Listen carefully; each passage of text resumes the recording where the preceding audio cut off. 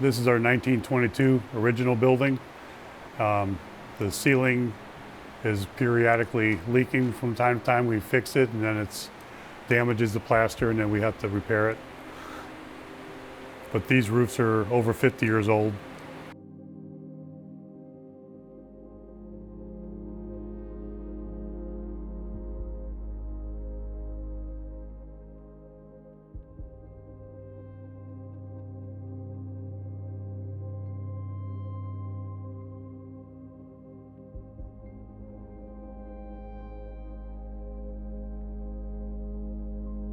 These are the not original, 1966 windows on the north side of Harding.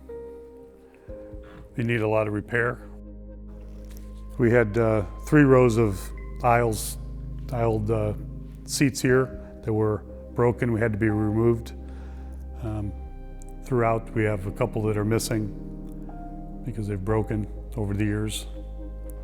This is an area where we have leaks occasionally, and then we repair them, and leaks happen again. We have the roof repaired off and on. We have a couple of exit devices that are from 1922 in our auditorium. This is probably 1950s. Needs fully upgraded. Second floor of 1922. Some damage of the top of our gym, 1953 gym, original. Glass block too, not good. To replace that would probably be about $20,000 easy. That right there is, that's the reason we got a new gym floor. That unit up there. Because we had one of the inside heat coils broke and flooded the floor. So we ended up getting a refinished floor. There's some structural cracks. See, over the years, we had this fixed probably 20 years ago. That's been repaired there, but we have a lot. Oh yeah, look at that. This is all, this column here, it should have had expansion joints running here so that when everything expands and contracts, it should, but it didn't have it and it actually cracked. And we got vertical cracks right here even where these walls expanded and pushed the column and busted it.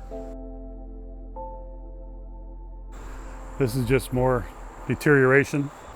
We got a lot of deteriorating concrete here. I mean, over the years they had boarded up these windows. And then I just opened that window so we can get some air. In order to keep the gym cooled down, we have to keep the doors open to the back of the gym to get an airflow with multiple fans. And it's still over 90 some degrees in there. 98 was the other day. So like this has a fusible link right here. So if there's a fire in here, it melts that and then the door closes. So if it's in the open position and then the fusible link breaks, the door slams shut. So we do have asbestos up there. I mean, it's very in good repair. All the gray stuff is where the yellow tags. So we got a few thousand feet of asbestos piping that's kept up and checked every 6 months, and 3-year surveillance inspection we have every year. It costs the district money to keep up on the asbestos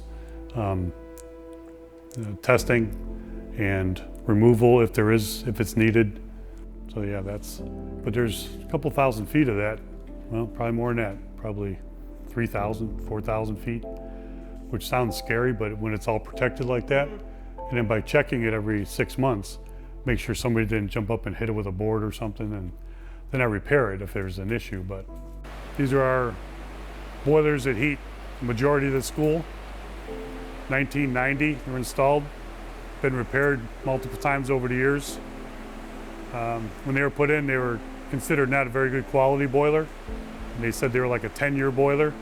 Well, we're at 30 years now. So we're keep putting Band-Aids on. They get inspected every year though, so they're safe. And then these are actually our old boilers from 1953 that were never removed because it was too costly to remove. It's the condensate return tank where all the steam comes back and then it gets pumped back to the boilers. We do currently have a leak This is a holding tank when they used to have showers. I mean, they don't use the showers anymore like they did in the old days, but it is a holding tank that has been repaired off and on. This is the underground electrical that goes out to the 66 edition. So it comes from the main over here, the transformers, comes across and goes out, but there's been leaks in here, and we can't, without, this would probably be 50, 60,000 just to get it to where it wouldn't leak. Because the pipes that go underground to go to the 66 edition by your office are leaking, and they're coming in, and it's actually has deteriorated this junction box. And it just leaks right down the drain here.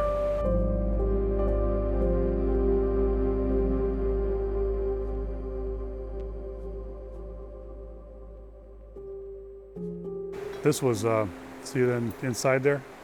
See the holes in the bottom? Well, the holes, those aren't drilled, these are not drilled holes. If you can see in there, I'm not sure if those holes that are in there. That's the bottom of the condensate return pipe. And we have probably 2,000 to 3,000 feet of return line for the steam.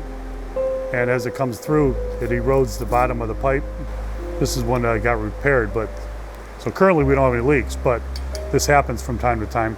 This is a lining, a tube lining for the unit ventilators in the top of the gym.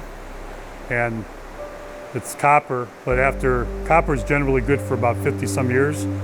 Well, we're way over 50, but it starts to deteriorate and sprung leaks.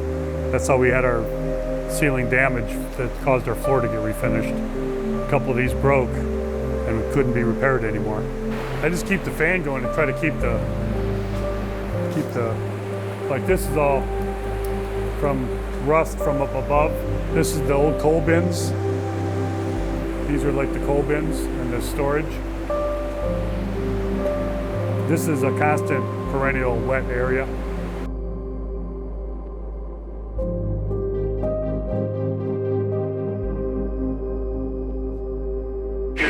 This is original 1922. We keep up on it, so it's actually still working. Close all the air through all 3 floors of the 1922 building. So if this thing ever went, we'd be in trouble. We'd be looking at probably 200,000. These are in the transition of old to new. This was the original 1922.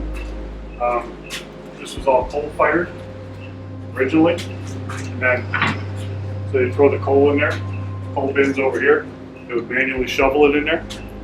So this was the original coal bins, and then they converted to oil in the 50s, maybe 40s, and then it got converted to natural gas.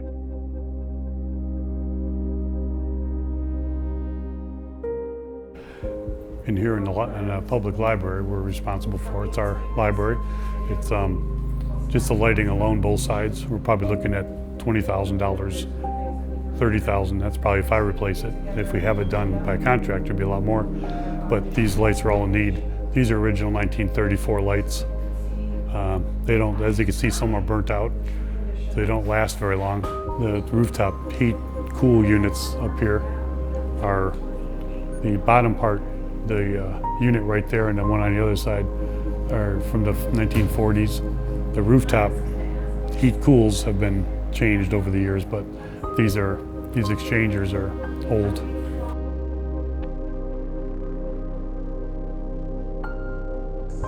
The section of the building you see to the left here is original 1912. That was built after the Plum Street fire back in 1900s. Then the section from here where the number 16 is to the gym, built the annex that connects the two, 1934, and the gym was 1953. Yeah, that's our attempt to make the first floor handicap accessible from the gym level. And now we're in the 1912 original building. We have original floor grates. This, of course, too, was coal first, then oil, then gas, and now we have the new heater out there from 2004. This was, I'm not 100% sure of the date of this, but it used to be the old time clock for the bells. It actually still works, but it doesn't do the bells anymore. Some of these stairs are in disrepair, need to be replaced.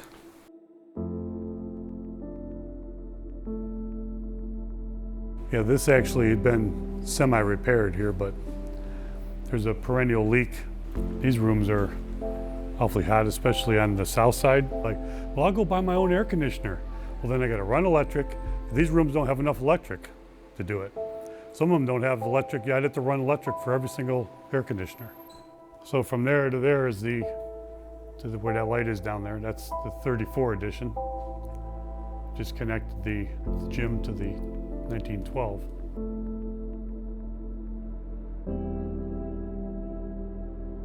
Roof, I mean, it's constantly repairing and keeping up on things. This was a 1990 roof here. So we sprayed the aluminum coating on it every 7 years. These windows were put in let's see, 2004 or 5, which replaced the windows like you saw at the other school from the 60s. We're still having issues with these though. The company's not around anymore. Just all the areas that are bad. Yeah, so this is the 1912 here, coming in too. So a lot of the people that are still living in town probably could recognize this. This was a fallout shelter during the war. This is original ductwork. You may not get a kick out of this, but this is amazing. All this ductwork was done by hand, 1912. Yeah, it's really quite amazing. Then they have all the little manual dampers that were all, now they have the pneumatic ones we put in 1990, but it's a lot of stuff, and some of it works and some of it doesn't work so well. So this is the original 1953 floor. This used to be a gymnasium, auditorium, has a stage on the left. Used to be bleachers on this side. That was the projection booth up there where they'd show videos, or not videos, but movies on a screen. And also gym class, and now it's a cafeteria. So this roof has been done a couple times, but it has leaked off and on.